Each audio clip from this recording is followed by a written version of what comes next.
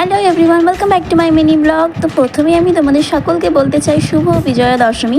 জানি আমার ব্লগটা আমি হয়তো বিজয়া দশমীর দিন আপলোড করতে পারবো না, কিন্তু তারপরেও তোমাদের বলছি কারণ আজকে বিজয়া দশমীর দিন আমাদের এখানে মেলা হচ্ছে। তো আমি, আমার মা, ভাই, ভাগ্নি আমরা সকলে দেখো রেডি হয়ে চলে এসেছি মেলাতে। আর প্রচণ্ড ভিড় তোমরা দেখতে পাচ্ছ মেলার ভেতরে। মা দুপুরে এসেই মাকে সিঁদুর পরিয়ে গিয়েছিল, আর এখন আমরা শুধু মেলা দেখতে এসেছি। তো দেখতে পাচ্ছ এখনও কিন্তু অনেকে মাকে সিঁদুর পরিয়ে দিচ্ছে। আর আমাকে কেমন লাগছে সেটা কিন্তু অবশ্যই কমেন্ট করে জানাবে।